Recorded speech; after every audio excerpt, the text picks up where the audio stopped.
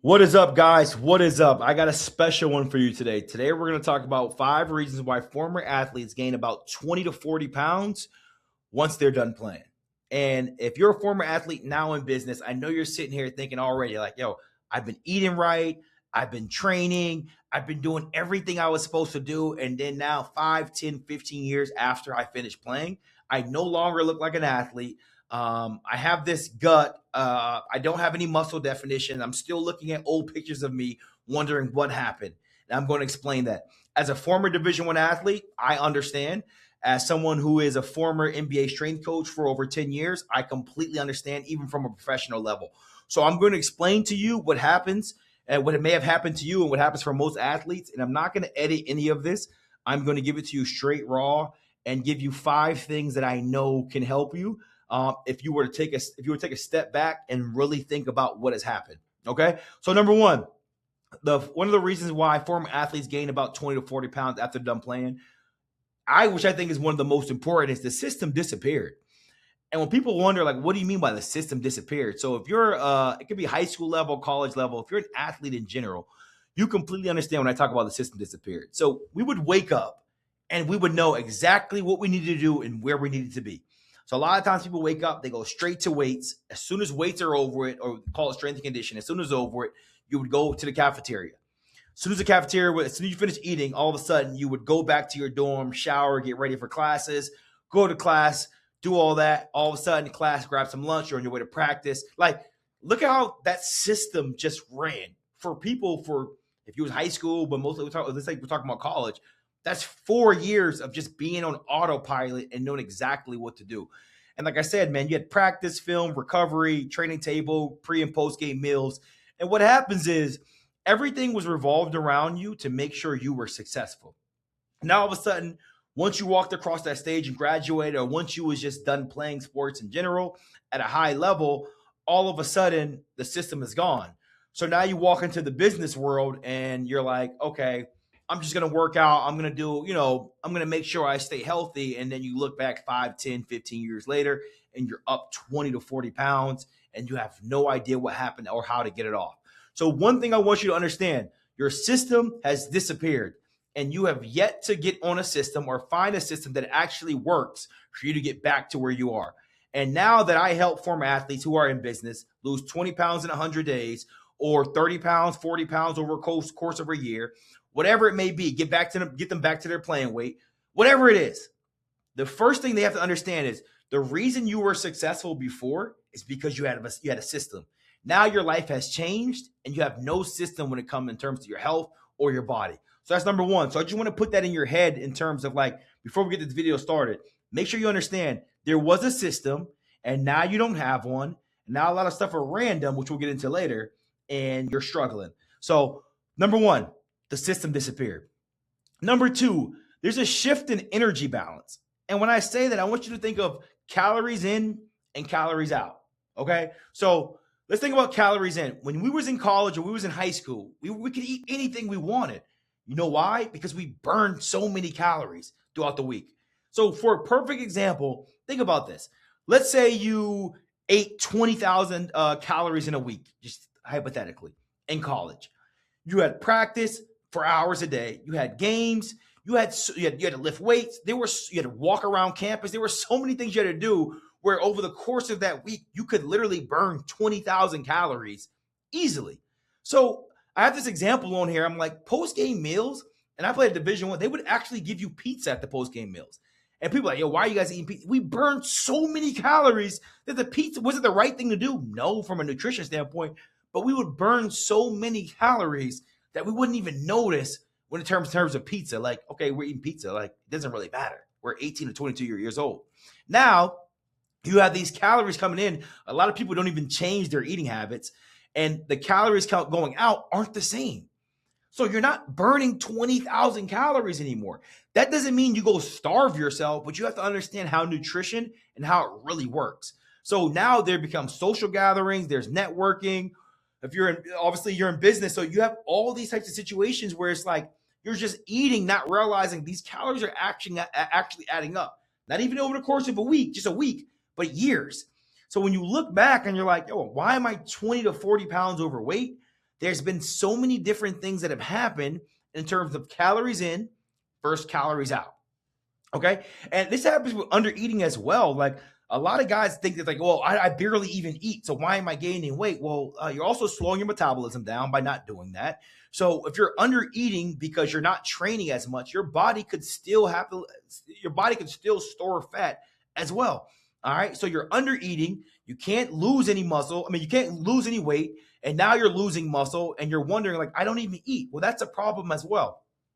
Also, when it comes to energy balance, let's talk about constant movement. So when I talk about constant movement, like, we're not even going to talk about the playing, the practicing, the lifting weights. Let's just talk about walking to class, going to study hall, being a athlete in general. Now, all of a sudden, you go to work, you drive to work, you sit at a desk all day, or you work from home, but the movement is not as much. So now, like, the bare minimum is 10K steps. It's like the bare minimum now. Everybody's like, make sure you get your 10K steps in. It's like when you were an athlete or when you was 18 to 22 years old, constant movement wasn't even we wouldn't even think about 10K steps because we didn't have to because of how many steps we took a day and how much we were moving. And now all of a sudden it's 10K steps a day as the bare minimum. All right. So I want you guys to understand that, like, the level has dropped in terms of how much your energy has shifted in terms of, like, calories in, calories out, constant movement to no movement, whether it's under eating, whatever it is, there's a big shift in energy balance that you must understand. All right. Now, number 3, physiology has changed. So at 30, this is just scientifically proven, testosterone naturally declines. All right. So what does that mean? It's harder to build muscle. And so everybody goes and they blame their age. Well, I'm just getting older. Like, I just don't have it no more. It's like, no, you just don't understand that if your testosterone is naturally declining, there are things that you have to do in order to make sure you are eating enough to pack on the muscle, depending on what your goals is, especially lose excessive body fat. So nutrition becomes king. You must understand macros. When I talk about protein, we're talking about carbs, we're talking about fats. You must understand it as well as nutrient timing. So I want to give you guys an example about nutrient timing. You guys remember before a game when you would eat, like, they would give you like pasta and bread. What they was trying to do, which regardless if they did it right or wrong, carbs are for energy, right? So they're trying to give you carbs so you can go perform and you have enough energy to perform. So all these people who would just, like, cut out carbs and they're like, oh, I'm not going to eat carbs for a month. And, like, you're going to lose weight. But as soon as you put the carbs back in, you're going to gain weight, 1. And 2, if you're going to train at a real level to get results, you actually need carbs because you need the energy. It's an energy source. So I just want you to think about that. Remember when you was an athlete and they had pasta and bread and these carb sources before games, sweet potatoes, whatever it is, potatoes. Their mindset was, hey, look, let's give them some energy so they can perform. So all of a sudden now that you're not playing, you're like, well, I'm just going to strip carbs. No. That's not what you do. You still need to carbs if you want to perform, because you obviously want to perform in a training session so you can lose 20 to 40 pounds. Now, stress is also higher now. A lot of you guys have wives. A lot of you guys have kids, your occupation. Like, the stress is higher. It's not just playing sports and going to school anymore. There's real responsibilities, which affects sleep quality, and now all of a sudden your recovery decreases. So sleep is where you actually build. So a lot of people think, like, well, in the gym is where I pack on muscle. Guys, you can go to the gym right now and you'll see people there every single day. And it's like, yo, he looks exactly the same. It could be you. You could be that former athlete who's now in business. That, like, people look at you and like, yo, you haven't changed. And you come here for years and years and years. What is going on? These are the things that are happening, and you must understand what is going on. So if your stress is higher, it affects your sleep quality and your recovery starts to decrease, as well as if you don't understand nutrition, if you're not training properly, a lot of things are going to go south for you and you're going to waste a lot of time. And it's what a lot of athletes are doing. And when I go back to testosterone, if you're one of those people that's like, hey, look, maybe my testosterone is decreasing somewhere to start, get your blood work done. That's the best thing to tell you exactly where you are and your markers, if you're optimal or if you're extremely low on testosterone. All right. So number 4, unstructured training. All right. This is probably one of my favorites, an unstructured training. So remember, everything was programmed for you when you was an athlete. So you'd walk into the weight room. The workout was on the board. You just literally had to do. That's all you had to do. Hey, what do we have, coach? Coach tell you how many reps, how many sets, how long of a rest. You had all that. Now it's completely gone. And what does it become?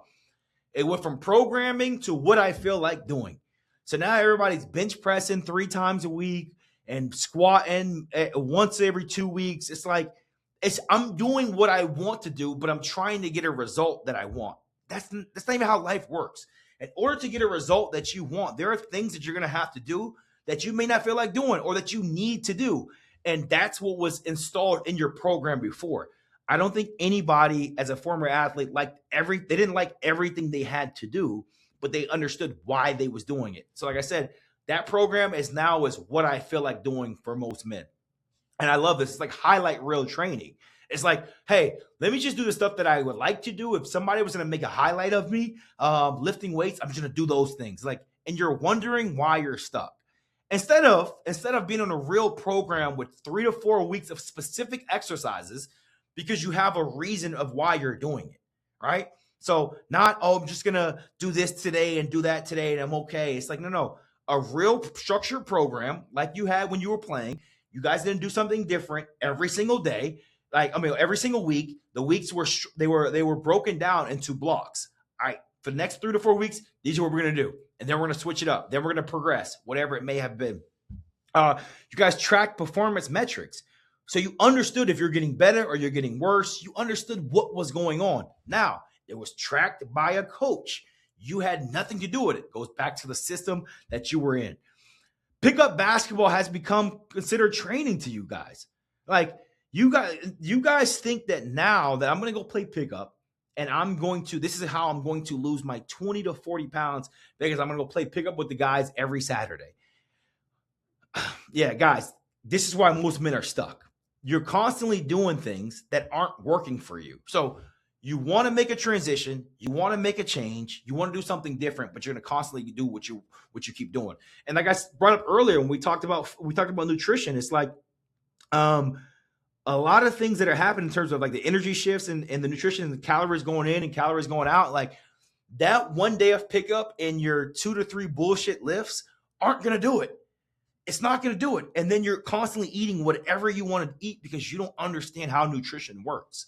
And that's what's keeping a lot of guys stuck. I have nothing against going play and pick up basketball. That's not what I'm saying. But if that is like, this is my training, this is how I'm going to lose the weight by playing once a week and having no idea about nutrition, the calories in, the calories out, and I only do what I like to do when I go into the gym. I'm not on a real program. I wish you luck. Sweating versus systematic approach. A lot of guys go in there and they're like breaking out a sweat and doing burpees and doing just random stuff in order to feel like they're going to drop a couple pounds instead of a systematic approach in terms of a program like I spoke of. 3 to 4 specific exercise that you're doing that week. So Monday, you're doing these exercises. Tuesdays, you're doing these exercises. Wednesday, Thursday, Friday, whatever your split is, 4 or 5 day split. This is what we're doing. I'm going to track how I'm getting better. Not I'm going to do random stuff. I just need to break a sweat and then I'm going to leave. Like there are a lot of people in the gym, they don't even break a sweat and they're in great shape because they have a systematic approach. They literally have a system going in the background that they don't have to go in there and literally kill themselves while they're in the gym. 5th one, there's no game day anymore for you guys. The game days are gone. So you have all these goals, but there's no preparation for it. So it's all a whole bunch of dreams, but there's no reality.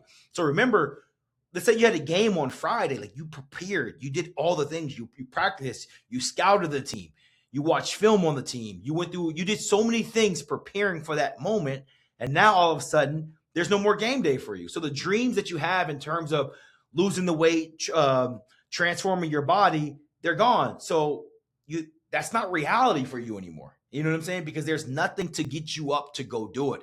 And then that's where the fake timelines come in terms of like, hey man, like I want to be ripped for summer. It's like you have no chance because the thing you're preparing for, it's just a dream for you because it would have already happened if you would have kept, it would have already happened if you would have kept doing something that you were doing right now is what I want to say. All right. So when I say dreams versus reality, you have a dream, like, yo, I want to be shredded for the summer. But the reality is you're not going to be shredded for the summer because you keep doing what you're doing right now. You would already be shredded. And this is where I'm just going to cut out carbs. And then the cycle continues. Lack of accountability. You guys, as an athlete, that's what you always wanted. You wanted somebody to hold you accountable to make sure you got everything you need to get done. Zero check-ins to be measured. These are all things like these are game days for people. All right. When you have check-ins, when you have a coach, when you have somebody holding you accountable, you want to perform at the highest level. And then another thing is like there's no teammates. So when I say teammates, I mean there's an environment or slash a brotherhood for you to want to do it or people to hold you accountable to actually do it.